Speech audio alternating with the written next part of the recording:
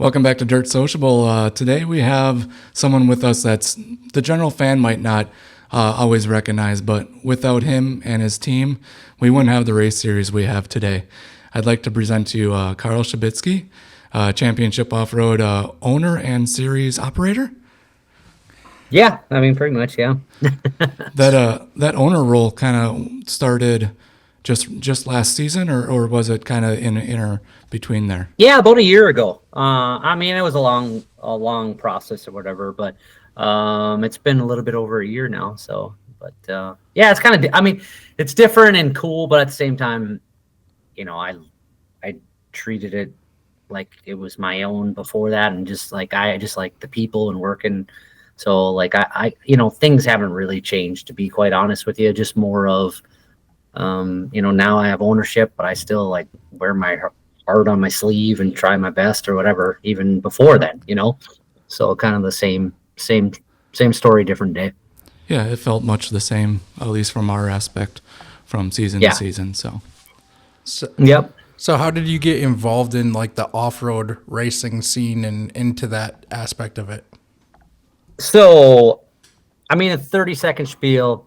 Used to race snowcross, pro motocross. Then I was getting, like everybody, old and slow. So I got a marketing degree, and then I got into like construction, owned a company for a little bit, and honestly hated it. Not hated it. I mean, it was work or whatever, but I loved racing. Like that was my passion. So then I started working for ISOC Racing, the company. Reached out to John, and I was like a race director like the first year, and kind of progressed very fast in that like head of operations within like 2 or 3 years. And so like I been working for the company for like 16 years, and our main focus was always obviously on the snowmobile series, and that's always kind of gone really, really well. And then during the summer we would do television shows, like parent company of ISOC Racing was a trucking, so we did a over the road trucking show with Dish Network and things like that, and Exxon and a bunch of other partners. And then even we got into, I don't know, even a video game television show, and we did jet ski racing, and we did all that stuff. And I've always shown an interest, obviously, in racing. I love racing. So, and we had like partners like Amsoil and a few others. And so I went to a lot of the off-road events, and I went before even then. We raced snowmobiles in Crandon and stuff. So, we went to a lot. I went to a lot of races like growing up or whatever. Not like all of them, but a bunch of them. And then so I was always interested, and I thought actually we were gonna kind of not take it over, but like run it even sooner than we did. I can't remember when it was. I think BJ was getting out, and then we talked to AMSO, and we had some meetings, and we are going to meet with the tracks and the racers, and then like kind of in the 25th hour, I believe MSI came in and kind of like paid paid a bunch of money to acquire it, and everything like that. So we were kind of like on hold. And then, if you don't know, 2 years later, I think it ended up in Lucas, and then Lucas, I don't know exactly what happened, but I was approached by the tracks and we restarted the whole entire conversation. So we kind of met, and I said, yeah, obviously I'd love to, and that's our wheelhouse. Like, I enjoy television, but at the same time, everything we do, revolves around racing and stuff. So it only seemed natural, like all of our semis and assets and resources and everything just kind of transitioning off road. So we took it over, and then the joys of when we took it over, COVID hit. So that was a blast the first couple of years. But yeah, I mean, that's just part of life and living. So now we're going into our seventh year, and we had very low expectations. I was very, very privy to what the previous owners did and how they're doing it. And I mean, quite honestly, behind the scenes, if you would have talked to me on a personal level, I knew they were going to fail because of the amount of money that they were spending, and, kind of knowing the business and what it takes to put on a series, and the money that was coming in, didn't really relate to the expenses that were going out. So I was kind of, waiting, and then even when we took it over, like my approach kind of has always been, be conservative and kind of build it slowly, and build it together with everyone. Like you can't.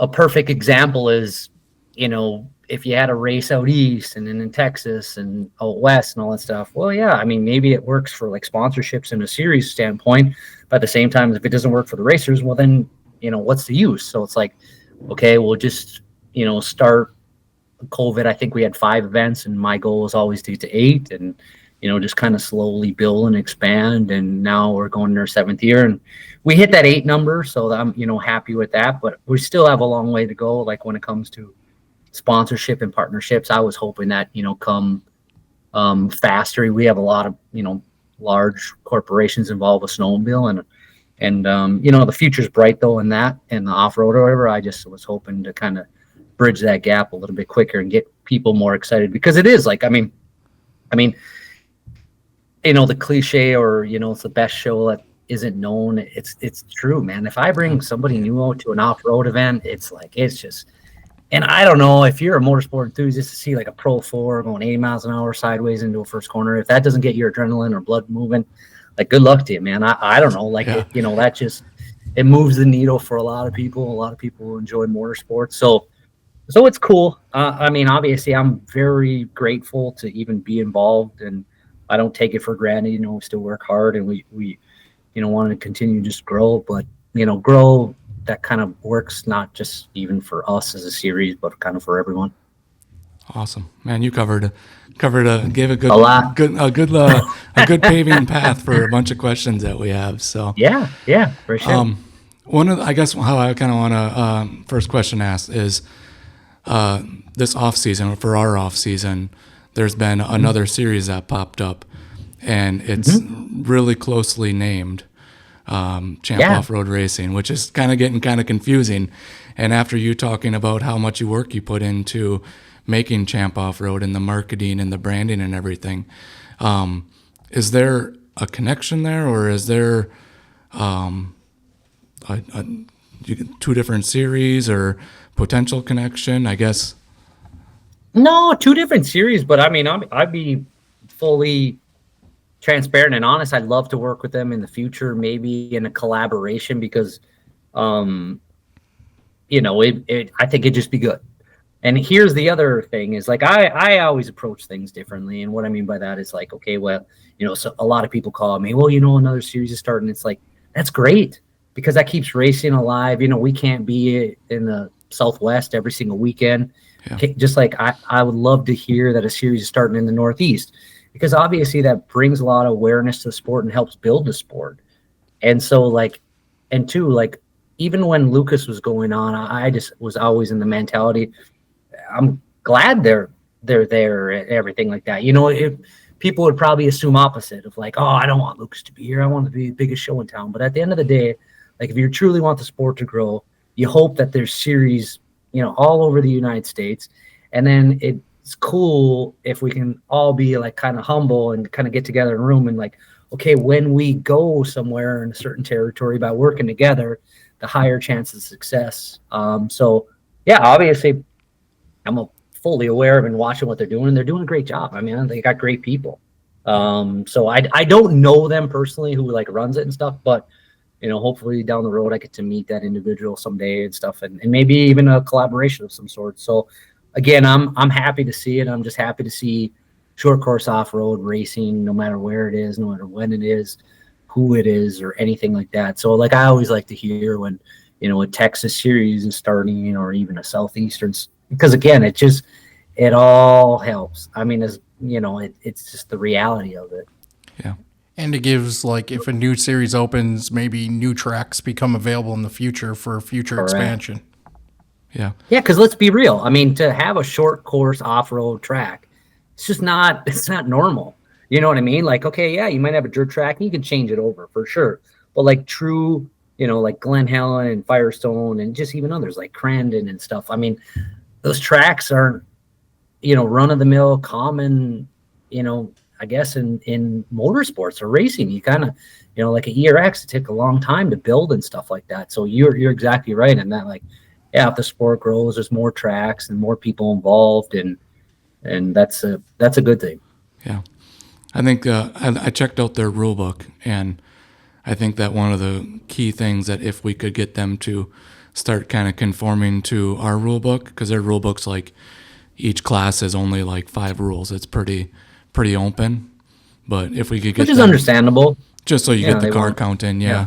But if we could Yeah. start getting them to kind of follow the same ones we do, then hopefully when we go back to California, that's already on the schedule. Some of those guys that have been getting a lot of test time and races on that track can join us because they have a legal car Yeah. and everything. Yeah. So that Yeah, I mean, obviously that'd be a big win. Yeah. yeah. Yep. So I know you had kind of just brought up ERX there. So going into 2026, I know you have some involvement over at ERX now. Do you have any visions or plans for what that looks like in the future? I mean, not necessarily like long term. At the end of the day, if you're not familiar, Chris is super busy and he's got other companies and Heidi and all the staff there and stuff like that. They're going in a lot of different directions in a lot of different ways. And honestly, I was just asked to like help because of my experience, and I love doing it. It's not that anything's really changed or taken over. I'm just more like honestly like an advisor and trying to help things and manage things and trying to get other events in there.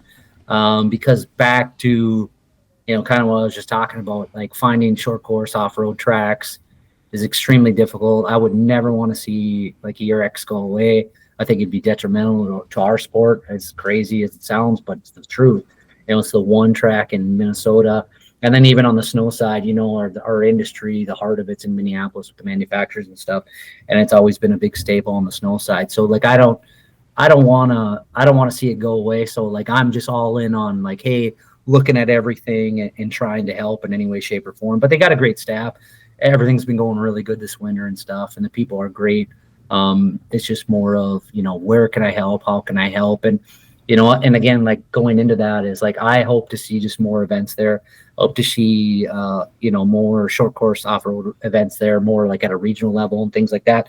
Again, back to getting people involved in the sport. So that way, if they live around the Minneapolis area, they can go maybe race 3 or 4 times a year and not have to travel anywhere else, or, not just wait till that one event, in July or whatever, the national. So yeah, that's like my part in it. And honestly, it's been going really good for this winter. I mean, we've had, I don't know, like we probably had 8 regional events there, and then we got the Snowcross National coming up, and we got practices, and we got just yesterday somebody rented the track and things like that. We got practices going all the time, so it's pretty busy there during the winter. Now the hard part will be keeping it busy during the summer. Like if anyone who owns a venue kind of knows, the more things you do, the more opportunities you have, because at the end of the day, you have 365 days where you got to keep the lights on, and you have expenses, and you have taxes and everything like that. So Yeah.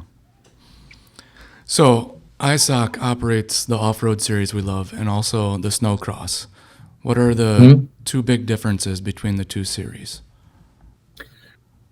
I mean, it just, I wouldn't say there's crazy differences.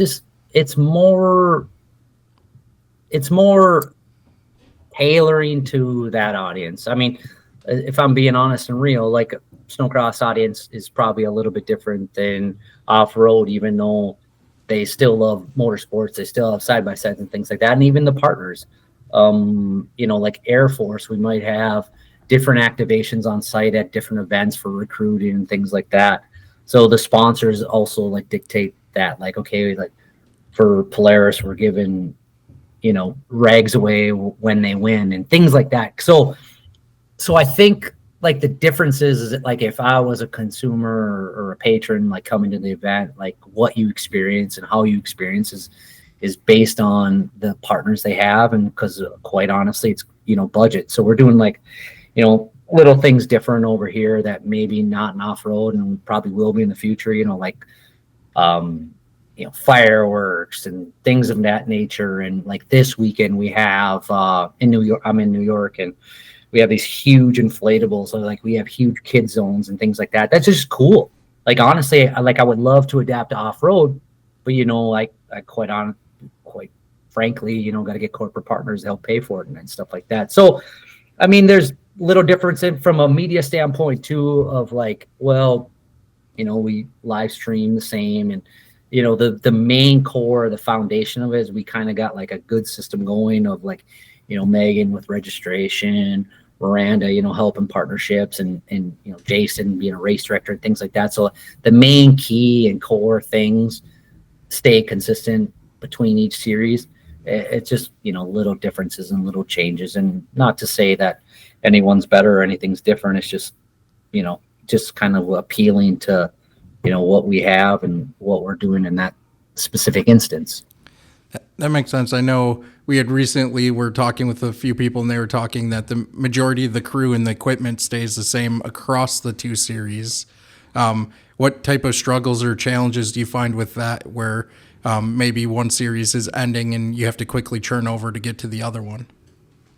Well, honestly, just cost, bud. Like, we have 5 semis, 5 semi trailers, and trussings and assets, and just even like breakdowns and things like that, like where you might have a motor go out or something like that. Like, I remember going to off-road when a transmission went on, $17,000 and things like that. So it's just, now that we go, like, our last snowmobile events in April, and then we literally have, I think, 2 weeks to prepare, get things switched over, and get to Wheatland or whatever. But it's all part of the business, like even right now, like we're working on off-road and things like that, getting everything ready. So it's not unfamiliar territory. It's just that it's a lot of like balancing and just making sure like we dot the T's and cross the T's and dot the I's. Yeah. Yep. Is snowmobiling the snowcross on Flow as well? Yeah. Yep. Awesome. Do they like share the same media data across the two series, like when they pull it in, and then all the algorithms and all that stuff, so that we can maximize our viewership? Yep, for sure. Awesome. Yeah, and I mean, snow, I can say like we were the first to kind of start with the Flow racing on the like the snow side, but now more and more snowmobile events, no matter if it's a hill climb or they just had the I-500 or the snowmobile derby, is now like all on Flow. So there's just a lot more events and stuff like that, which is obviously cool for the viewer and things like that. So they buy one subscription and they got a bunch of different stuff where, I think maybe in the future that might change for like, even I know like, obviously dirt track is very, very big on Flow and things like that. And they got other stuff with NASCAR and things, but I just think as they acquire more properties and stuff like that, it'd just be easier, better for the consumer. Yeah, a one-stop shop. Yeah, basically. Yeah. And honestly, it's pretty heavy racing. They're in a lot of different things or whatever, but it's still very racing spirited. I think, well, on the Flow topic and things that we often hear on, from fans and things like that, how do we like explain to people or help them understand, like, behind the paywall, how do you get new eyes onto the series if they're not willing to, get into the Flow system? Well, I mean, take it at a basic level. Okay, you would assume, okay, put it on YouTube for free. What a way to attract audience in a big pond. But as you know, YouTube has, I don't even know how many channels, how many millions of channels and everything like that. So even if we did that, can you imagine like the advertising spend that you would have to spend to create awareness that it's free? Of course, internally in our industry, we would know, okay, where's the link and where to go.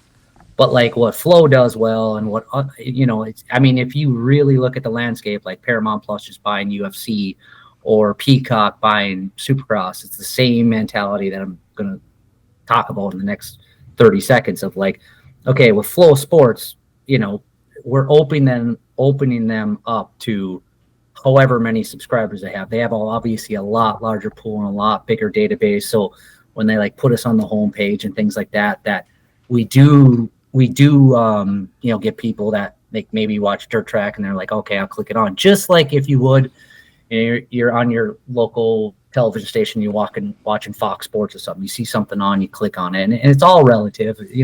With media, the national networks have the most viewership, and then it goes from there and there and there, like ESPN and all those sorts.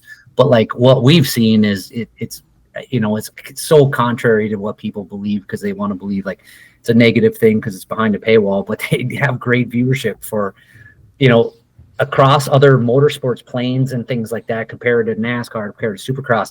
Like, we're getting great viewership that's, from them, directly from them. So, like, obviously with great viewership, hopefully, we help bring in some bigger sponsors and, introduce people to the sport and things like that. So, being affiliated with them has been a good thing, even though, of course, some people want it for free. Like, yeah, I mean, in a perfect world, everything's for free, but I don't know anything today, this day and age, where I don't have to pay for something if I want to see it or buy it. Look at Netflix, your HBO with your Paramount Plus, and I know it. Yeah, of course, we don't have to. We could be for free, but at the same time, then if we did go for free, I think I know the viewership would drop dramatically, and then it's like, okay, well, then what's the next step? Without spending just millions of dollars and trying to build an audience from ground up. Yeah. I think we live in a subscription-based world too. I mean, you have For sure podcasts that live on the monthly subscription type situation. So, with the Flow subscriptions, do those contribute in a positive manner to like the balance sheet for Champ, or No. is it? No, I wish they did, quite honest, but to be quite frank, we just don't have the leverage. Like, we're not, boy, I mean, like, if you look at, that would be great one day to have leverage. And what I mean by leverage is like, okay, well, NASCAR to sell the media rights, it helps pay the teams, it helps bring the purses and everything like that. And look at UFC for whatever they just sold for $1.8 billion distribution rights. Like, for us, it's more, like, hey, we want to be involved, we want to be part of it. And by having a lot of viewerships, my goal is to attract, maybe your energy drinks or US Air Force or other big corporate partners, because we're getting great viewership and exposing them to a lot of different consumers and customers. So, yeah, I mean, I wish we were high demand, but I can frankly and honestly say, like, that's a different level. As much as we love the sport and I love it and care about it, in the big scheme of things, I think like Supercross is really the only one that's like that level, 17 events in national cities with 70,000, 60,000 people. They just breached the gap like maybe 5-6 years ago, where they're starting to get paid for their distribution rights and stuff like that. It's kind of tough to get to that echelon, and maybe we'll get there someday. I hope to get there someday, because it'd be great. But we'll see. And of course, like, if we got there, like, I love what Peacock did with Supercross, and that, from what I heard, is Peacock paid them a lot of money for distribution. Well, the SMX purse is amazing. Like, that would be fantastic if, we were paid a bunch of money for distribution, and literally, even if it just went to the purses, how great would that be for the sport? Like, so it'd be cool. So in that same, I guess, area then, like, if we want to historically watch races, like from, 2, 3, 4 years, or if at some point Flow, that goes away, or that contract, goes somewhere else, what's the plan or the idea to have the history of the races live on outside of Flow, or what's the thoughts there?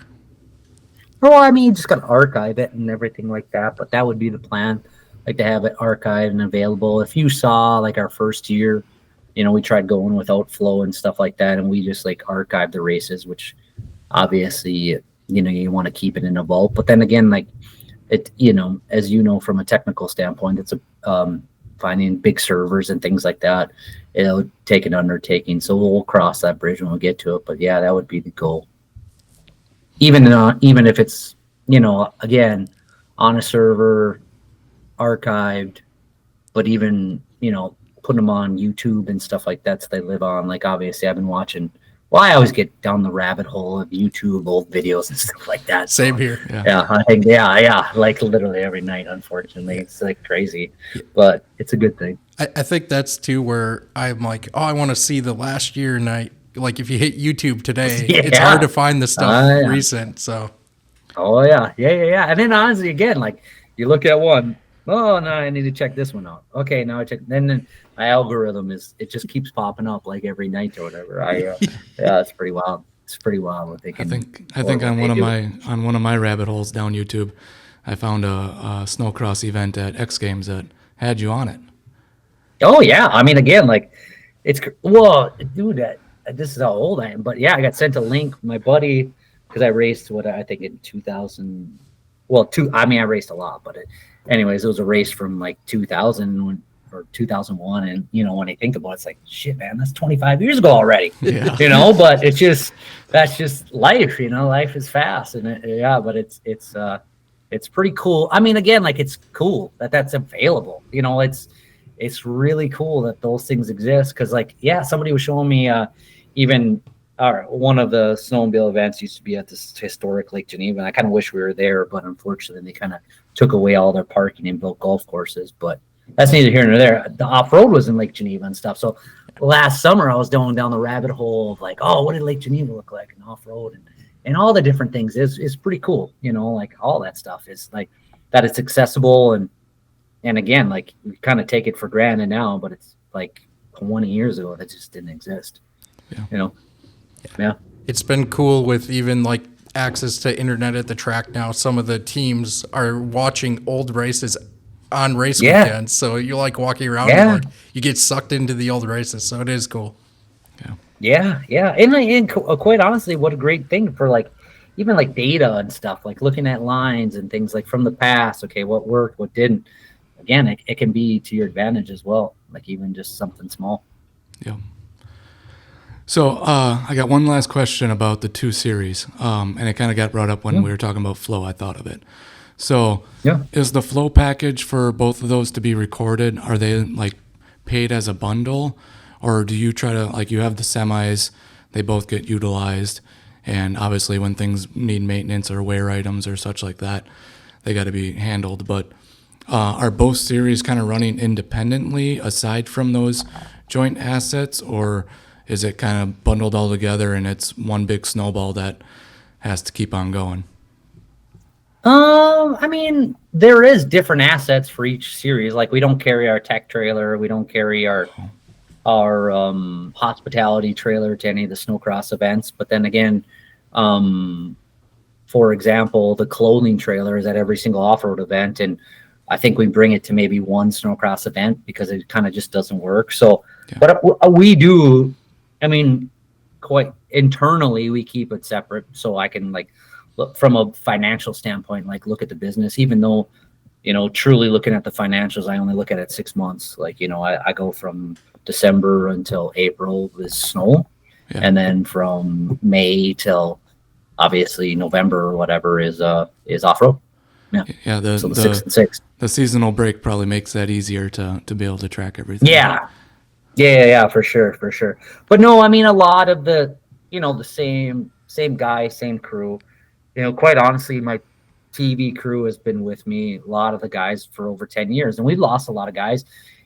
Like the one guy, he is the head of, well, it's Excel Center, but now it's, Grand Casino and stuff, and he does like anything that goes. So he does like all the Minnesota Wild, and he does all that stuff. So he moved on as a director there, and we've had some like cool, stories and stuff, like cameramen that were, now they do NFL and things like that. So we've lost, some people, some crews, but for the most part, we, fortunately have been like kind of like a tight knit group for over 10 years. And, we kind of, if it isn't broke, don't fix it. Like if we find like a good replay guy and I like him, like my goal is to just keep him working, and stay with him and, create like a family. I'm a big like attitude person. And if you fit in our family, I mean, like on an event like this weekend, I think we'll have close to 90 people on staff. And then, for off-road, it's usually 60 to 70. As crazy as it seems, it doesn't, it's like, holy man, that's a lot of people. What do they do? But when you map it all out, it's like everybody has a role. Yeah. And the big thing is with the family, it's like, okay, well, everybody's got to get along. Everybody's got to have a positive attitude, because like if one person's negative, it's like a virus, and like everybody's crabby. And at the end of the day, like my whole thing is like, hey, if we're not having fun, because actually at the end of the day, we're racing, we're not like, not curing cancer here, like we should enjoy it and you should create memories. And like, that's why I'm big, like at the Riders means of like families and stuff. Cause that's how I grew up. And it's like, man, that's the biggest thing I want to take away is I just want to like create a cool environment, not only for the people that like work with us, they have a good time, they have fun time, but racing. Like, man, I just want families to like go home and be like, dude, this is cool. We get to spend time together. We're racing together. We're doing things together. I mean, like when I hear stories like that, that gets me all fired up because again, like I'm a kid who grew up, me, my dad, my brother, my sister. My mom never came because she hated racing, but all four of us packed in an RV going 34 weekends a year, racing and stuff like that. And to me, that's where it's at. Like that's cool. Yeah. Yeah, we hear a lot of stories of the family camaraderie that goes on Yeah. off road. Yeah, and I mean, you look at other sports and stuff, and I feel like that's one thing we need to promote and talk about more because, quite frankly, with a perfect example, it's like, okay, well, if my kid plays Bantams hockey, you're traveling and you're going to these hockey tournaments on the weekend, and you're watching and hanging out in hotels, and you're hanging out with the other, parents and things like that. But like at the banquet, I met, a 13-year-old girl that wants to race light buggy, and her dad races in light buggy, and I was like thinking to myself, where else would you experience that? And I was just thinking how cool it is, like how kick ass is that? Like, yeah, I can't even fathom it. But like, man, where else would you get that? Like, where else could you do stuff like that? And again, like back to, like kids do a lot of things without their parents and stuff. Like racing, for better or worse, you kind of got to do. If it's not with your parents, you're with a good group of people, your friends or everything. You're like, it's not a one-man show, man. Like that's not the case at all. And I just like, I don't know, man. When I hear stuff like that, it makes me smile. Like that's the stuff that makes it all worth it. Yeah, I can't tell you how many times we have someone in the studio interviewing them and like their stories intertwined to a guest we just had the week before or like all the crossovers. Yeah. Even if it's not family, just friends to like come help out. Hey, remember that time, it broke down and you saved the day or whatever, like we had the same scenario. We had a guy coming out. We had one of our crew members. He's carrying out a trailer with assets out to New York, breaks down, Menominee, Wisconsin, on the side of the road. Hubs are gone. Everything's gone. He makes a call to an ex-friend. Yeah, come grab my trailer. 5 hours later, they're grabbing the trailer. They're helping like change everything. It's like, man, where would you like that's like racing creates relationships, whether it be family or friends and stuff. Like that stuff just like is cool. Like it's just, I don't know, it's cool. Like everybody, yeah, and I get it. Like during the season and championship points, people get emotional. People because it's a competition. I mean, at the end of the day, and the guys at the top, I mean, the best people in their disciplines in the world. So I get it. It gets stressful and gets tense and everything like that. But peel back those layers, it's like there's a really, really, really cool group of people, and you saw it, or I saw it again, just at the banquet and stuff. Man, there's a lot of good people, good people in racing. Absolutely. Yeah. So spinning back, I guess I know like obviously the goal is to continue to grow sponsors and grow sponsorship. In the past year, you have also taken on some of the roles of gathering class sponsorships in the Sportsman series as well. How do you think that transition is going, and like what do you envision the goal of that being as well? Well, obviously, just to bring sponsors into the series and help, build everything and make it healthy. Like, I mean, it's tough.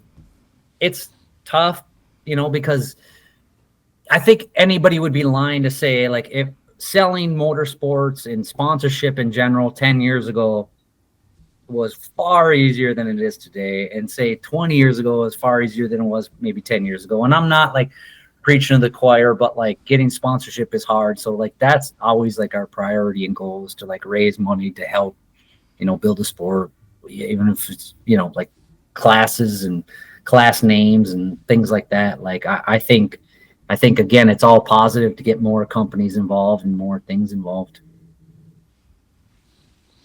So what event are you looking forward to the most this season? Honestly, man, like being in the winter and it's freezing, I'm just looking forward to summer. Like get me in Wheatland in my camper when it's warm. I'll tell you what, like I'm looking forward to that. I like I like the atmosphere of off-road. I like the whole camper. I like the camping. I like hanging out with the people, the warm weather and stuff like that. So there's not like one individual that sticks out. You know what I mean? Like, and I say that because I don't want to be disrespectful, because each event like has its own special, unique, Yeah. cool thing. Like obviously ERX, I sleep in my own bed. That family, I got family there and things like that. Fall Crandon, I mean, the atmosphere is absolutely crazy and electric, and it's unbelievable how big it is. And then Glen Helen was amazing. But then again, like I love Dirt City, man. I like going and grabbing an ice cream cone at that milkshake shop, on the corner. Oh yeah, So like the twisty cone. yeah, it's amazing. It's unbelievable. Even again, like just everything. Bark River's got that amazing like meat shop across the way from the track, and we grill. Just all of it. I mean, again, each one has their own special kind of unique thing. I was pretty blown away though. One thing again, kind of unique to that, I was blown away at the Wheatland track. That was, I mean, when I walked around that, setting up in the week, I'm like, holy man, this is a badass track. Like this would be a lot of fun to race on and stuff like that. So I think that was like a cool addition too. So again, kind of each has unique. I'm not looking forward to any specific one, but I am looking forward to getting racing, which it'll be here in a blink of an eye. But I'm looking forward to like warm days camping, and quite honestly, just as simple as it sounds, off-road racing. Like I'm actually, at the end of the year, you're like, oh, I need a little break, but now I got the itch. Now it's been winter too long. I'm ready to go. Like, let's go. Yeah. That makes sense. So I know you talked about Glen Helen a little bit, and that kind of reintroduced night racing. I know we've had it to some degree, but that took it to the next level. Do you think night racing events are going to make their way into the plans elsewhere? Well, if you don't know, all of our snowmobile events are at night. Like I'm the hugest advocate of night racing. Brings an experience and electricity in the air, and like even in New York, we'll have light show and fireworks, and we have flames on the finish. So I'm the biggest fan of night racing ever. But your problem you have, and we have a relationship with Musco Lighting. So I've had a relationship with them for 15 years and things like that. So we couldn't make it happen, even though it costs a lot of money. But the issue you have, and I think most of the tracks would be on board for night racing. It's just you're in the summer. So the problems you face is it doesn't get dark till 9:30. So do you have like your main event start at 9 and run to 11? I mean, quite honestly, I don't know. It's really late. And then even the lighting on the tracks and stuff. I mean, the bills again, like Glen Helen, the bill is very large to have lighting. Even I wouldn't change it. Like I love it. I think it's awesome and all that stuff. But like, it is, those are the hurdles. Like it's not as simple as, okay, well, yeah, let's just do it. Well, if it doesn't get dark, like at Glen Helen, it got dark around 7. So kind of like we caught that window because it was late fall and everything like that.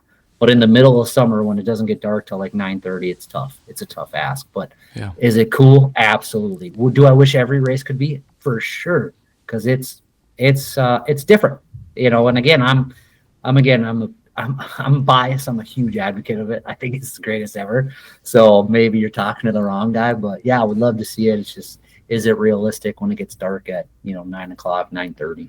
Yeah, I think that's a point that I never thought about. Was that how late? I thought of it the first year we took over Champ, because I was like already looking. I'm like, we need to take this night race, and we need to do night racing and stuff because of the atmosphere and all that stuff. And it's like, yeah, it doesn't really make sense. Yeah. For Wheatland, you brought that up a couple times, and the attendance numbers were, if I remember correctly, basically ERX year one, pretty much a mimic attendance record. So, and now I think ERX is up to the same attendance as like Lena and stuff like that. So hopefully Wheatland can kind of follow that same suit and find some of that the population around that area to kind of gather in more. Well, and the reality of it is, I mean, whether you want to believe it or not, the more years you do something, it just builds. The advertising budget can even be less. People become familiar with it, they plan on it and things like that. Like it's just you got the higher chance of success the more you can stay on. Like something we didn't hit on is really looking forward to Bark Rivers the 50th. 50 years is an accomplishment. Like obviously Cran's been doing it, but that's a big accomplishment. And they got a lot of cool things coming down the pipeline that I think will be really fun and people enjoy. But yeah, I mean, look at what they built, and I mean, 50 years is a long time. You know what I mean? Like, but it builds that audience like anything. It just takes time, and you kind of you have good years and you have bad years, whether it be weather or a million other variables or whatever. But yeah, I think Wheatland will grow, and the people that came, man, they were ecstatic, and this is the greatest thing ever. I can't believe it, and because I don't know if they've seen it before, or and I know they've seen it. I know they've seen it before. I guess there was just a lot of new people. At least the feedback I got is like, oh my gosh, this is absolutely unbelievable. Can't wait for next year. So I expect it to do well. I was surprised how many racers came down too. Again, back to the track. I mean, if I was racing, that's a pretty cool track to race on. Pretty cool track. Yeah. I think it's cool track, Yeah. and it helps. It's the first race of the season and kind of sets First everybody race. up. And it's not too bad. I mean, again, I know I speak from a small pool of like I don't mind that. I mean, of course, I mind the drive and it costs expense or whatever. But when you really look at Wheatland, it's only 8 hours. Make it in a day. It's not the end of the world. Yeah, it's not perfect. It's not an hour, but it's not like crazy amount of hours to get there, which is another big win. So then I would assume the goal is to keep the consistency of the schedule, and then in future years, maybe like 2027 or beyond, looking to expand maybe to another track or another area is kind of your thought process. Yeah. I mean, new market. Like, quite honestly, Glen Helen opened a lot of eyes and helped us a lot of ways for sponsorship, I hope. But the conversation has been fantastic, and they, to be transparent, they probably wouldn't happen without Glen Helen, because again, just I know I brought it up maybe before, but like, okay, if I'm Air Force and I'm recruiting, I want recruits from different territories or different things. And if you have like 4 events in X state or whatever, or if you had 4 events and you had one in one state, one in the other, one in here, one in there, that helps them get involved more and whatever. So yeah, long term, I mean, maybe one in one new territory, but then again, that like all depends on where the racers are at and stuff like that. It was a big thing for them to come out in Glen Helen, and I'm glad they did, because it kind of worked out awesome. I hope they had a good time, but at the same time, like, to do like a bunch of different events and stuff, it's got to be the right timing for them as well. Yeah. I know personally it was cool when I was at Glen Helen seeing all the sponsors out there. Like, that was the first chance to seeing some of the sponsors, because it was, maybe easier for them to get there, or even bring in For sure. someone from overseas to see some of their the racing as well. For sure. Yeah. I mean, again, there's a lot of companies within 100 miles there, it's way easier to get them to come out for a few hours than it is to, cross country, to be quite honest. Yeah. Yeah. So I got a couple of questions that are kind of more on the technical side of the racing end, the kind of questions that I've circled around in conversations with racers. And I know you don't always deal with like the technical rulebook side of stuff, but if you can just give us your most opinion or whatever you can give us on it would be great. Yeah. So, everybody would like the rulebook to always come out, the day after the season ends, but that's just not really realistic for most situations. But what is it that you find that kind of holds up the rulebook from being released the most? Like, what's usually the biggest hurdle to get over? Well, all the different disciplines and all the different classes, quite honestly.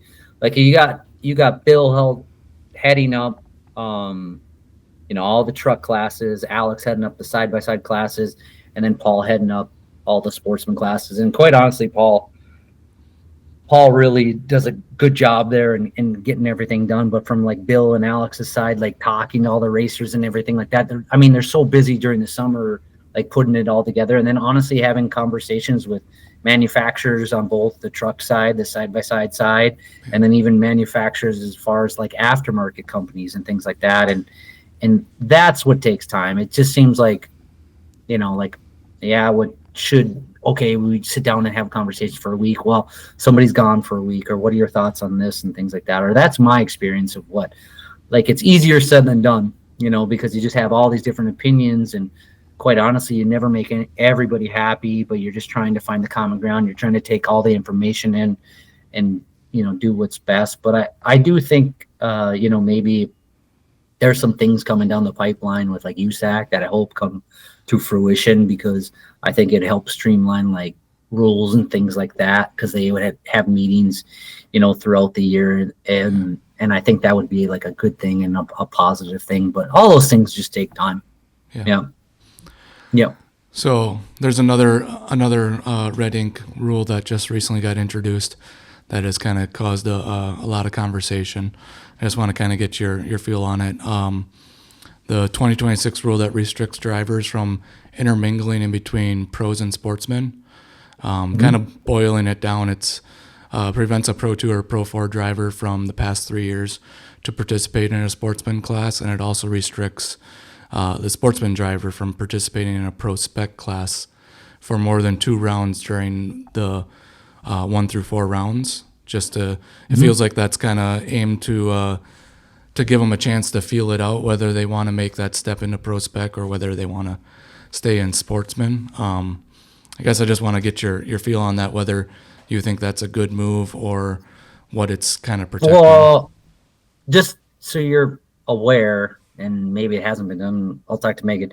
We're going back to like last year. So what I mean by that is like last year's rule of, okay, if you want to run a sportsman class and you want to run a Pro Spec class, but we're going to put like a limit on it for like a year to try it as like a transition, but you can run both of them if you want.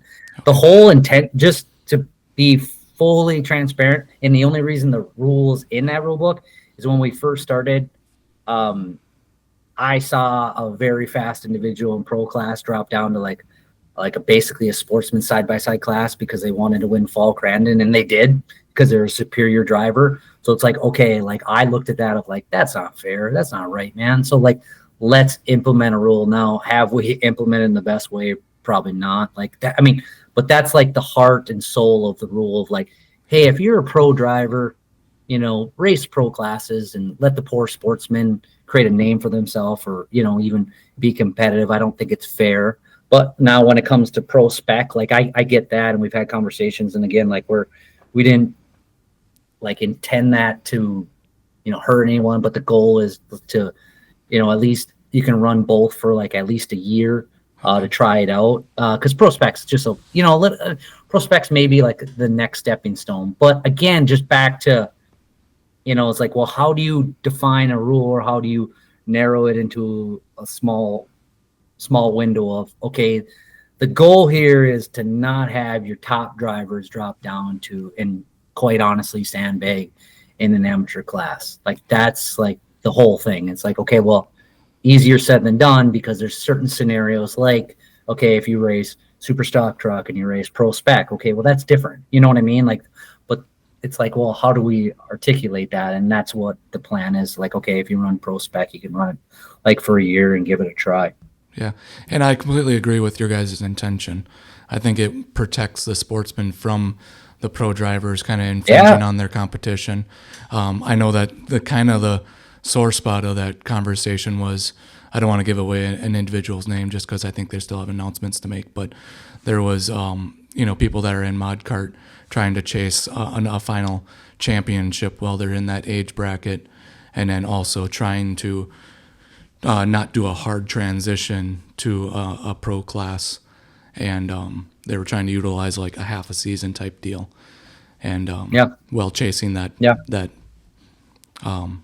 but then I mean, it's not simple, because imagine, let me paint you a scenario. Imagine if you're in a pro class and you're racing, and a younger individual comes up from a smaller class who's races the pro class, and he just happens to be racing maybe at the end of the year or things like that, and they get involved with a crash in that certain individual because maybe he doesn't have that much experience, or her hasn't that much experience, and it affects your championship. Like, I would be super upset and pissed.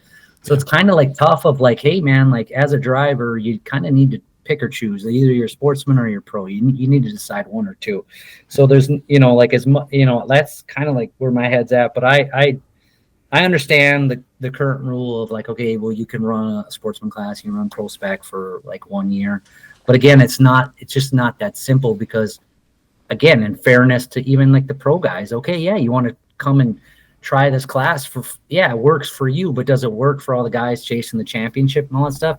Probably not. Let's be honest. Like, because that might affect them and it might not quite, so it's just trying to find something that fits. But again, back to the only reason the rules in there was just 100% intention of keeping the top guys from not sandbagging, but quite, I don't know another term for it, at the big events, like, oh, okay, I'm going to drop down and I'm going to win and I'm going to get the exposure and it's going to be great. It's going to be fantastic. And it's good for, sponsors. And, I just don't think that's fair. Like if you've been running that class the whole year, you should not have to have somebody just all of a sudden jump in. And that's the fine line. That's hard to determine of like, what's right, what's wrong.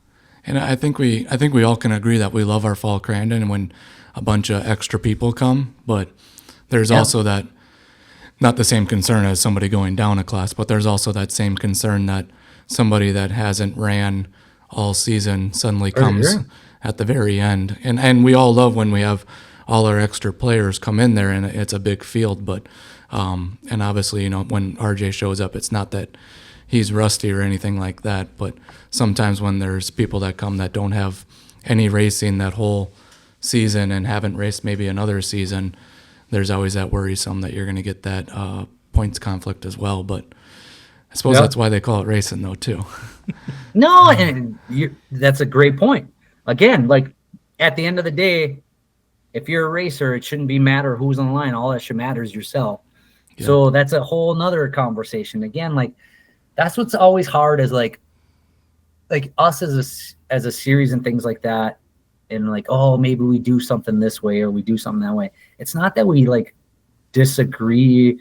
If anything, maybe sometimes we agree with this individual sentiments and stuff, but it's just like some things are just difficult to answer, you know what I mean? Or find like the best solution, even though it seems like, oh, it'd be simple, just do this. Well, the simple would be, okay, you're either a pro or a sportsman. You pick a class and you stay in that class. Well, that isn't so simple because you got some people that want to run, let's say, a sportsman class and they want to try out a few pro. Okay. Well, then you got people that are upset. Well, I'm only running a few of them. Okay. Well, then, year probation, and it's just like, you're just trying to please and try to figure it out. And quite honestly, it's never an easy answer. Yeah. I don't think you'll ever unfortunately anything. I don't think you'll find the one size fits all. Another topic on that same topic that I've heard is that, and I don't think age should define somebody's skill set, but with the average age count going for pro spec, is it something that they should consider putting that into a pro-am level? Or does that negatively affect that class too much to kind of give that, or does it not even change anything except a name? I mean, yeah, if the numbers like if in pro spec class you had, 15 guys and you could create a pro am class for the people that are younger, maybe, but then you're creating another class. And like, well, we've kind of always gone with okay, USAC, we reach out to them and get approval by them, whether that individual has a racing or experience background, that's like the biggest factor. And then we look at it and it's like, okay, well, if USAC approves our insurance, do we approve? And look at it, it's like, okay, well, what's the individual's racer experience can handle? And then I always, like with anything or anyone, even if they get approval, they're on probation. What I mean by that is like, if they go and just grenade themselves in the first two events, the race directors will sit that individual down and be like, hey, this isn't working out. It's, we'll have to like move you back down or figure it out. So it's a difficult thing, but but it's tough too because we kind of see it in snowmobiles of like, okay, if you're a 14-year-old individual, it's like, okay, well, where are you going to race? Like pro spec, love it or hate it. I mean, I guess you could, super stock truck and things like that, but it is like kind of the first stepping stone of a truck racing class. If you don't want to go side by side racing, of course, you know what I mean? Like that's the step. So, you're going to have younger individuals in it because that's the truck class. That's the one. So when we read in the rule book, approval by champ, a lot of people are like, on the fence, don't know if they would be approved or not.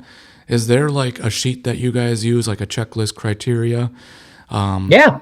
Okay. Yeah, they just email us. I mean, honestly, we've approved tons of racers. Just even, it's good to ask a question. Can I race this class? Happens a lot in the side by side because there's so many classes and so many different skill levels. But they're literally just emailing us, and we like send it to USAC, get their approval, and then we sit down with all the race directors and our like internal team and be like, just sit down and have a discussion on that, like Rushi and stuff, and just be like, okay, do we want to approve this? And let that person know if it's approved or not. There's no like big science behind it. We're just really like discussing it as a, it's not just one individual's opinion. It's probably, I'd say 6 or 7. And we're looking at past results, and we're looking at just experience. And it's like, okay, should we give this person a chance? Or because quite honestly, we've had it where we haven't gave approvals before because like maybe they literally race in a different series and they want to come and race in, and they're racing in a pro class. We see it more on the side-by-side side of like, yeah, I want to race pro stock. Well, what's your experience? Like, you know what I mean? Like, I mean, no disrespect to you, and maybe you think you can race with the pros, but we don't want to jeopardize their racing or anything like that. Why don't you just start, at Pro-Am side-by-side or whatever. So, it's just every case is different and every individual and stuff like that. And no, it isn't one person's decision. It's more just, what's your experience and things like that. Yeah, I think if you could publicize like a sheet that had like, this is the criteria we're looking for, or maybe that sheet does exist, but if there was publicized, I know there's a lot of, with the prospect coming up, I just know that there's a lot of people that are always concerned. And also when Pro-Am going from Sportsman on UTV, it just probably feels a little bit more easier for somebody to sit down and say, oh, yes, yes, yes, no, okay, I won't even bother looking at a Pro-Am because I need more time, and they can kind of self-eliminate themselves. Yeah, I mean, it's up to that individual, but all it takes is like one email to us. Okay. Like we have all the data. Like we can go back and see the results and see where they raced. And I mean, back to the technology thing, I mean, you really can't hide. Like we can, like even you don't even have to give us a resume. Like we can look back, we can type your name in, and now we have 6 years of information, see where you raced, how you did, and things like that, and kind of decide, then and there. And then that's where USAC's been amazing. Of like we always ask them, of like they have a bigger net. They know dirt track and stuff because there's been a few people, when Wyatt first started. Like okay, well, what's Wyatt's background stuff? Obviously, we're not privy to it, and USAC was very very familiar with it. On the dirt track side and all the other things he did. So it's like okay, Does that also go for, and this is probably just my lack of knowledge, but like the celebrity quote unquote drivers that come in for one race, do they go through the same thing as well? No, for sure. Yeah. I mean, quite honestly, we just ask the race directors. We have no issue saying, nah, you can't race it, or no, we're not comfortable with it. But like if somebody wants to give it a try, and quite honestly, like we don't, at the end of the day, we just don't want to see anybody endanger somebody else or affect them. But if they want to go and give something to try, and quite honestly, if their skill level isn't that good and get last place, that's on them mainly. You know what I mean? As long as you're not like hurting somebody else or hurting somebody, somebody else's chances at championship or something like that. It's not like, and every individual's different. It's not just black and white. Yeah, absolutely. That makes sense. So I know you kind of hit on a little bit about the classes. It kind of feels, as a fan of the sport, we're almost at that limit of how many classes is too many classes. Do you think we are at the limit now, or do you think there's work to be done eventually in the future to maybe quote unquote retire some, to slim it back down, or what are your thoughts on that? No, we're at the limit. For sure. I'm gonna be honest. Like we're running from 8 a.m. now to like 9 p.m. It's like it's there's just a lot of classes. But then again, like having a lot of classes means it opens the net for individuals, different skill levels, different genders, different ages, different everything to try it. And okay, well, this is the class I want to get in. This is the class that fits me, or this is so. Yeah, I mean, we're at the limit. I don't want to see anything added, quite personally, because there's long days already, and it's a lot of racing. It's a lot, but it helps the sport. It helps bring people in. It helps the back gate. It helps kind of everything. Helps the crowd because they bring family members and things like that. So it's good for the sport. And do I see us maybe downsizing? Yeah, maybe a little bit in the future because if we could streamline a couple things, get more. Even if we just gave the more track time to the classes that stayed or whatever. So do I think it's going to change drastically? No, but I do think we can't add any more classes. We're at a limit, and if we add a class, we have to remove something. It's okay, well, what do you remove? Yeah, that's hard to remove one. Yeah. We've had a lot of sure. conversations on where you go with that, and there's a lot of different opinions on what goes first. Oh yeah, it gets heated. Yes. It can get heated real quick. And honestly, that I just look at. I try to if I tried to look at it as okay, if we're gonna eliminate a class, it's not going to be emotional. It's just basically going to be based on numbers.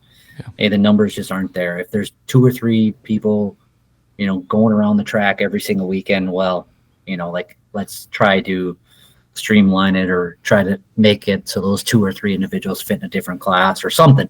You know what I mean? It's just non-emotional, not biased, not anything. Just okay, supply demand. Okay, if the classes have good numbers or people aren't wanting to race that certain class, well, the answer is right in front of you. I did see something cool on the West Coast Champ Off Road series deal. They had 2 smaller classes, and they were UTVs. I think one was turbo, and then one was NA. And they did a staggered start. So even on that Glen Helen fairly smaller track compared to our Crandons and Park Rivers. So even if it came to a point where you needed to put the Pro-Am turbo as a staggered start. Although I'm sure timing people are probably screaming right now. No, it's honestly the people that are racing. I would love to. Just so you're on the same page. Yeah, that's a great idea. I'm a fan of it. But I tell you what, we've kind of seen it with the origination of Pro Spec of the people that are racing on the same track get upset because we even had conversations the next year on combining a couple classes, and it gets emotional, and rightfully so, because they're paying a lot of money, they're racing, and to have their race dictated or affected by, even if you're lapping somebody or a crash or just any scenario, we've gotten, unfortunately, a lot of heat. It's not a simple solution. I would say, to me, from the outside, it looks like a simple solution, but it really just isn't. When you do it, you get a lot of upset people. Well, I will say back and understandably so. Understandably, I get it. Yeah, 2017 when I started, they ran turbo, they ran Pro Mod and Pro UTV together.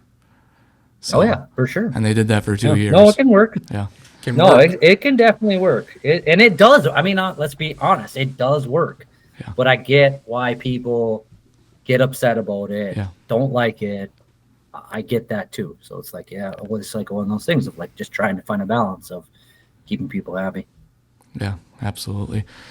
Do you think we have the right mixture of youth classes right now to be able to, like we were talking, Pro Spec's kind of like the first introduction of trucks for the youth side, for the much youngers.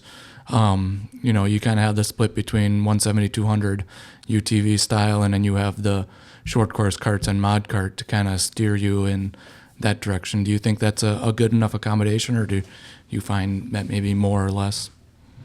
No, I think it's good right now. And I mean, that's why we introduced the youth side-by-side is at the end of the day, if we don't have youth classes, if we get to a kid being 12 and he has no place to go, that's a bad scenario for the sport. It's a bad situation for the future.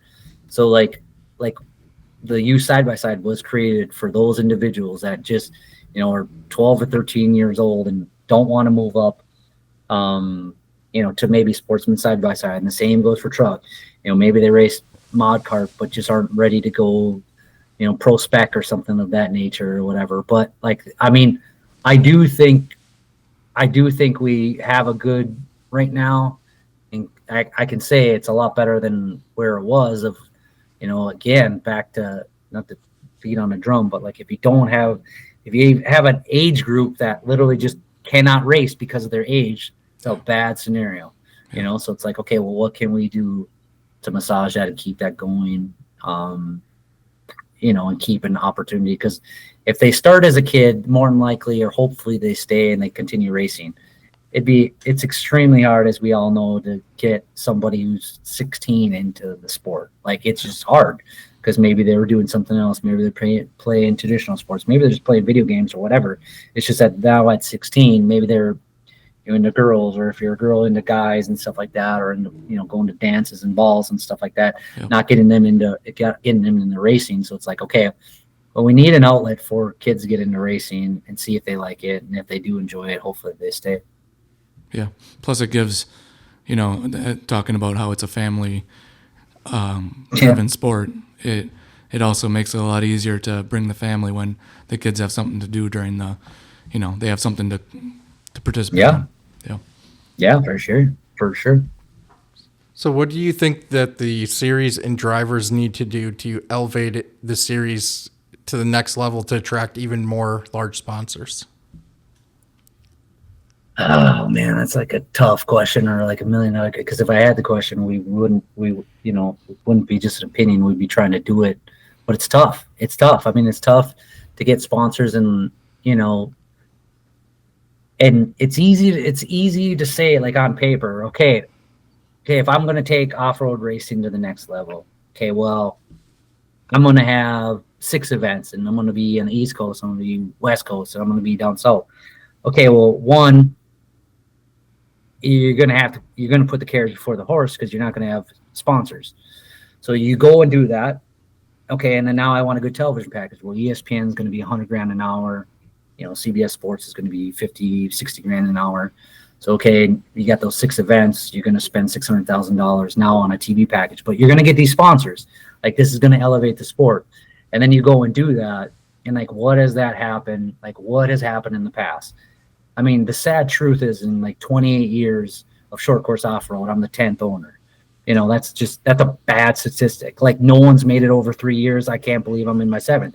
And the only reason I'm in my 7th is because, like, I don't believe what's on paper always works. Like, otherwise we would, you know, I'd be trying to go to Arizona right now. Well, like, we need sponsorship. We need money, which is hard, because then when you're in just like a smaller territory, then the sponsors don't come. So it's just this constant balancing act, and there isn't really just this perfect answer, even though we want to think there is. Like, okay, we just, we offer for free. Well, offer for free. You better spend a ton of money to build that viewership, to promote it, because you're in a sea, you know, like we're just talking about YouTube, of like, you're in a sea of, you're trying to create a machine to just market that sport near, you know, your entity, basically. So it's hard. Yeah, you want to be in new territories. Yeah, you know, a bigger footprint, of course, you know, then sponsors come. But if sponsors don't come, then you're left with a bill, and then you're bankrupt. And it's like, boy, you know, and again, back to the reason why we're in our 7th year is because we didn't make those big steps or big swings. Because I knew, like, yeah, on paper, and that's where you want to be, and that's like the goal, the ultimate goal. But you can't run before you walk. Like, you gotta like slowly build it, and we have. You know, again, we started with 5, and now we're in 8. We're in different territories. Now we're in Missouri. Now we're in Glen Helen. So we're making those steps for sure, and we're going in a positive direction. And honestly, the racer count is good, and you know, we just keep building on here. But I don't think there's an easy answer, and I don't think it's a quick answer. You know, like, I think like need to be our goal is like, okay, well, what's gonna bring the manufacturers back? How can we get them involved? Because that changes everything. In full transparency, that that would be a big step in the sport, even if they're not involved with the series, just involved with the racers and things like that. So it's like, okay, well, how do we get there? You know, and ask those questions and stuff. And how do you keep improving on even what we currently have? Like, what can we do better? What aren't we doing good? And you know, things like that. So it's hard, man. It's not an easy solution, and it's not simple. It's not, even though people think so. Like, okay, you know, like it's simple in theory. Like, again, back to the 6 events all over the United States. You're going to spend millions of dollars. Like, who is going to spend millions of dollars in the chance that these sponsors are going to come on board? And then when they don't come on board and you're bankrupt in 1 or 2 years, boy, you're going to look like a fool. You know, like, and it's like, okay, well, how do we get it to the next level? But I do think, like, again, we're doing things good and positive and everything's going in the right direction and stuff like that, even though, I think, yeah, there's going to be some hard decisions in the future, but at the same time, like I'm like very, very optimistic. It doesn't come overnight. Like we hired a new agency out of California that's been with us a year, and they've had fantastic conversations with a lot of big companies, and hopefully, those companies get involved and stuff. So like, again, we're like trying to do, the best we can, just like anything, you just try to do the best you can, and hopefully it works out. But again, we don't know everything, or I don't know everything. Try to keep an open mind and try to adapt and try to, be better. And like my whole goal this year is to be better than last year, and that's number one priority. Yeah. I mean, with Glenn Helen, I got to give you a round of applause on that one. That one really, it turned out great. Yeah. And I did. If I'm being honest with you, I probably didn't sleep the 2 weeks before because I'm like, if nobody shows up, man, we're in trouble.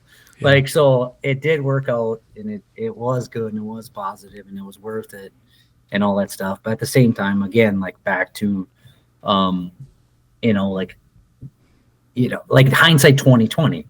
If we went out there and there was 500 people, everybody would have said, "Carl, you're the biggest idiot in the world. This is dumb." Like da da da da. Yeah. But of course, it turned out good, so it's positive, which I get. But again, like you just got to, again, just try your best. Try to be, try to put your best foot forward. Try to think about not just yourself. Try to think about everybody, and try to do the right thing. And sometimes things work out, and sometimes things, like the biggest thing, I'm not afraid to fail at all. Like I don't care. Like I don't even. It's not a blip on my radar. It's like, okay, well, we failed. Well, you live and learn, man, and you don't do it again. Like if Glenn Helen wouldn't have worked, okay, we wouldn't have been back, but Glenn Helen worked. Okay, well, now what's the next step? Like, did it help us? And if the sponsors don't come on board, okay, well, we need to, okay, well, what worked, what didn't, things like that, Yeah. Well, we're doing a great job getting through these questions. I have to circle back to one last technical question for you. Hopefully you can answer. Hopefully I can answer. So recently I was listening to Eric Hubbard. He's kind of more of like the rock world with KOH going on.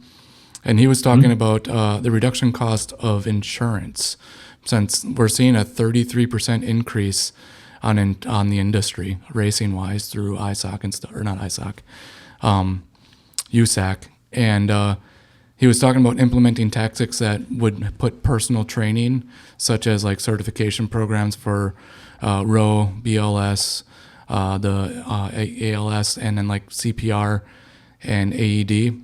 And that gives the insurance companies some criteria to give discounts and stuff. Is that something that we're already implementing that can kind of help the budget sheet, or? I honestly don't know, man. You'd have to talk to USAC and insurance and stuff. And they're probably having increases because every single thing is increasing. Yeah. And at the end of the day, it's just a numbers game. And what I mean by that is like, okay, the revenue taken in to the revenue paid out and claims and things like that. So, I'm just like fortunate that like USAC is involved, because at least there is a provider, number one. And number two, they're huge. Like what I mean by huge is like dirt track and all these different events and all that stuff. Why does that matter? Well, because back to the numbers game of like, okay, they have big pools.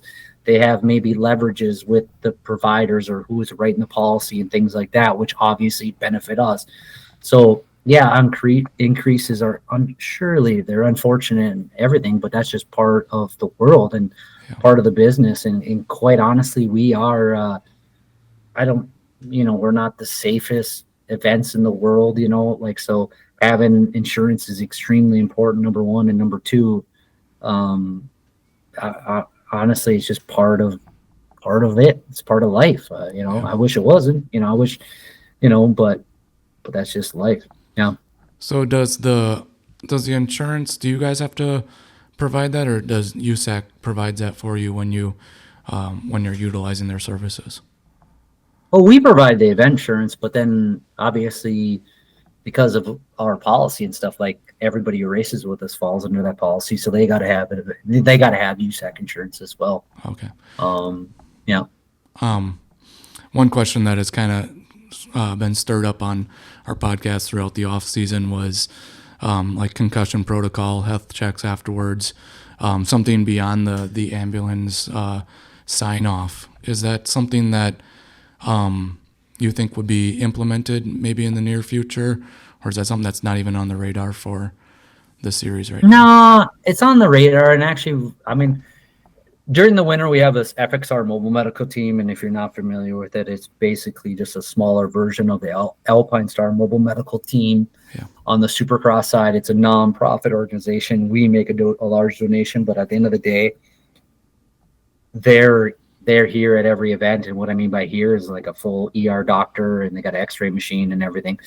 And I've had conversations with the individual that spearheaded and started in snowcross, and maybe one day we could bring it over to off-road. And I've already had discussions with them and seeing if we could ever bridge that gap, because that would be next level as far as racer care. I mean, they're unbelievable. Like if you have an injury, taping you up and things like that. And why I'm circling back to this is they're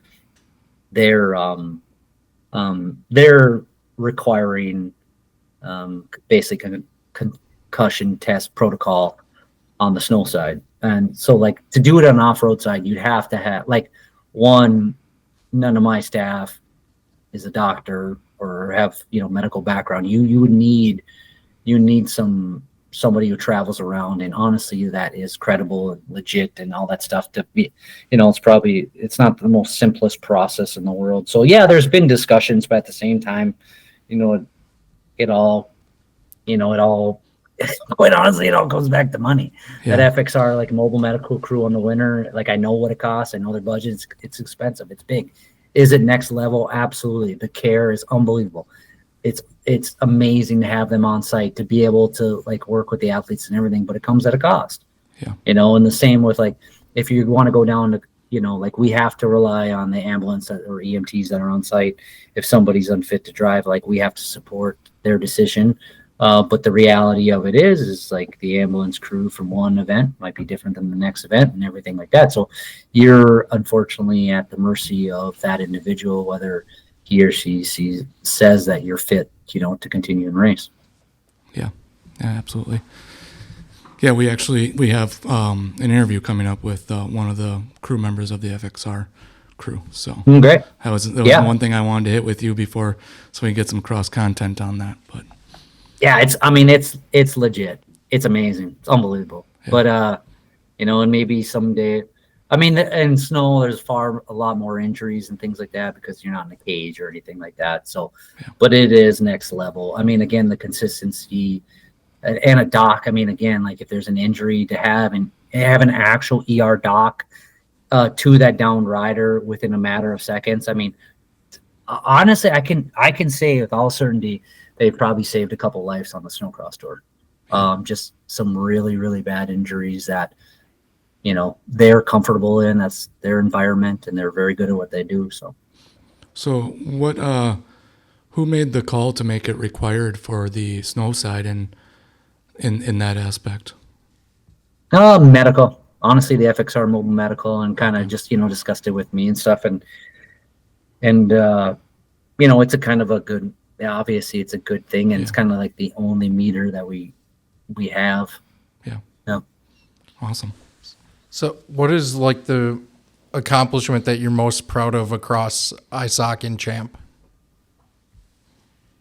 Honestly, buddy, it's not anything more than hearing a family talk about how much fun they had. That's back to the original start of this whole conversation of, yeah. I think it's pretty cool, man, when I can hear somebody had a good time or had a great time with the family, or just honestly enjoyed racing, because racing's been a big part of my life. And like I said, I don't take it for granted. I'm very, very fortunate to be involved with racing. I could be doing a lot of other things, but I like to be involved with racing. So that's the biggest accomplishment more than anything else, of just hearing stories and people having a good time and the memories and things like that. And it's corny, it's cliche, I get it, but at the same time, that's the reality. That's what I like the most, for sure.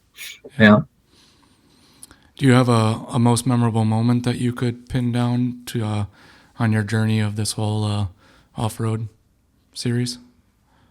Honestly, man, I will say I was addicted it was CJ Greaves, man. Like I went to Crandon and I was sitting on the infield, and he came by me, fucking Mach 10, completely sideways, wide open.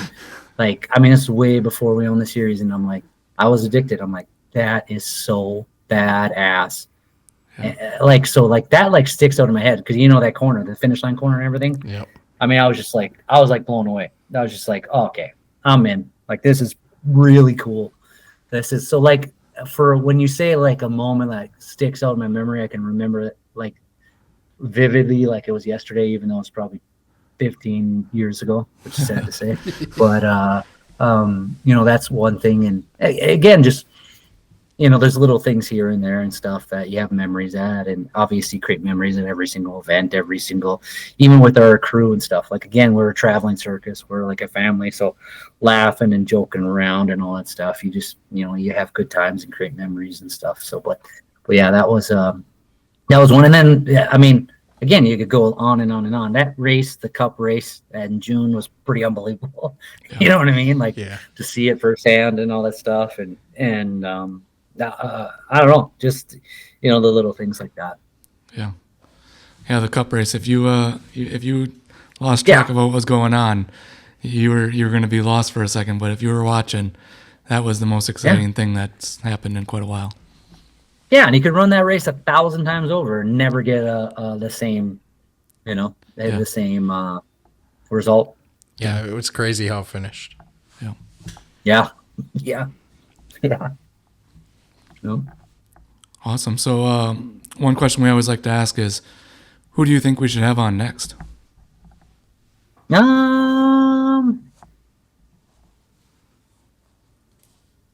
know, who are you gonna have FXR Mobile Medical? Oh yeah, one of the individuals. Yes. Roxanne would be cool. Roxanne would be cool. Yeah. Honestly, number? there's a lot. Like again, I just think. Well, here's what I think. I think you guys are doing a good job, and I love even like, the Impulse Media guys. Those guys are awesome. Like I love it all, and what I like about it is because like I don't think Jamp does a good enough job, and I'd like to do a better job of like telling stories. Because like, you know, like hearing a story of Jimmy Henderson, you know, or Adrian Cheney, or literally just go down the line of, you know, of Owen Van Eperen and stuff, like hearing his true story of like growing up as a kid and racing and stuff like that. Like, I guess what I'm getting to is I don't think we do a good enough job of making like stars of these guys. Yeah. And by telling their stories, it creates an audience, it creates stars, and you know, like good, bad, or indifferent or whatever, good stories, bad stories, and stuff like that. So like podcasts, video, the more we can like get the people behind the helmet, you know, whatever racers you have on next and whatever racers are on other podcasts, like to hear cool stories and stuff. And then like, okay, I like that guy because he was on X podcast and he had a cool story and I related to it and things like that. Yeah. Like, so I just think keep doing what you're doing and trying to get as many stories as you can, because it just builds, one, it builds an audience, and two, it builds stars, all these guys, because they are the stars. I mean, they're unbelievable. They're crazy good athletes from the top down. So, so yeah, I mean, yeah, it's probably a waffle answer, but like, I think honestly, as many racers as you can, and from anybody, anything, and you know, like just telling stories and stuff like that and laughing. I mean, that's entertaining, and that's what a podcast's for. Absolutely. All right. Well, that was what we had, and we appreciate your time. And also want to make sure we don't get you 2 a.m. Yeah, I'm on East Coast time. I got to get dinner. Yeah. I got to get to bed. I got a big day at work tomorrow. Yeah, I want to. Well, no, but thank you guys for having me on. That was cool. Yeah, I want to personally thank you. I mean, like we talked about, you've broken the record for the longest lasting series in the area. So we've said it many times on the podcast. Yeah. We're thankful for it. Yeah. I don't know if that's a good thing. Maybe I'm dumb. Maybe I'm just like beating my head against the wall. But that's all right. Honestly, we enjoy it's all worth it. Yeah, thanks. I appreciate it. We're all in the same boat then. No, I joke around, but I love it. Like, I love being involved. And again, I'm grateful that I can be involved because it's pretty cool. And again, I'm itching now. I'm looking forward to the warm weather. I'm looking forward to being racing, and it'll be here in a blink of an eye. We'll be in Wheatland. So, but yeah, thank you for taking the time to talk with me, and thank you for everybody who's racing with us. And that's the biggest thing, man. Without racers and without support, you have nothing. So it's pretty cool. Yeah. Awesome. Thank you very much. All right. All right, guys. All right.